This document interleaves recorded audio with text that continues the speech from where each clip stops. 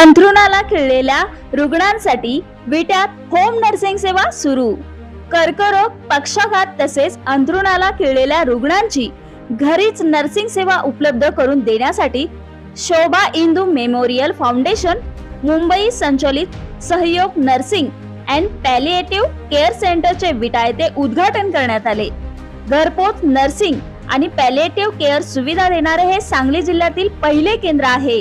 या केंद्रामार्फत कर्करोगाच्या रुग्णांना शस्त्रक्रिया, रेडिएशन आणि केमोथेरपी नंतरची विशेष काळजी अनुभवी नर्सेस मार्फत घरीच दिली जाणार आहे। तसेच विविध प्रकारच्या शस्त्रक्रियेनंतरची निगा, फिजिओथेरपी, जखमांचे नियमित ड्रेसिंग, कॅथेटरची देखभाल, फीडिंग ट्यूब व्यवस्थापन आदी सेवा उपलब्ध असतील। संस्थेच्या संचालिका शैलजा तिवले यांनी सांगितले की रुग्णांसोबतच त्यांच्या कुटुंबियांचे मानसिक बळ वाढवण्यासाठी समुपदेशन आणि मार्गदर्शनाची सुविधा ही उपलब्ध करून दिली जाणार आहे।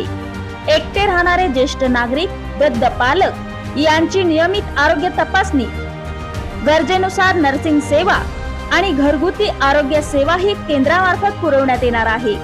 उपचारांचा अपेक्षित परिणाम होत नसलेल्या रुग्णांना उर्वरित आयुष्य शांत, वेदनामुक्त आणि सन्मानपूर्वक जगता यावे यासाठी एंड ऑफ लाईफ केअर सेवा ही विट्यात प्रथमच उपलब्ध झाली असल्याचे संस्थेकडून सांगण्यात आले। उपचारांसोबतच रुग्णांच्या जीवनाला आपुलकी, सन्मान आणि आशेचा स्पर्श देण्याचे उद्दिष्ट ठेवून मागील 6 महिन्यांपासून हे केंद्र कार्यरत असून आतापर्यंत 20हून अधिक रुग्णांना सेवा देण्यात आल्याची माहिती संस्थेकडून देण्यात आली आहे। विटा शहरासह खानापूर आणि कडेगाव तालुक्यातील गावांमध्येही केंद्रांच्या माध्यमातून होम नर्सिंग सेवा पुरवली जात आहे।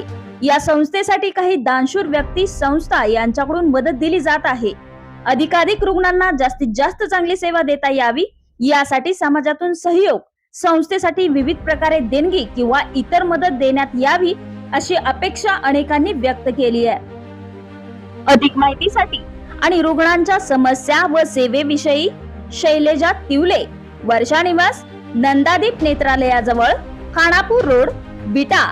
मोबाईल नंबर 91 37 53 71 57 यांच्याशी संपर्क साधावा असे आवाहन करण्यात आले आहे। बातमी संकलन गजानन गायकवाड, क्रांती न्यूज, विटा।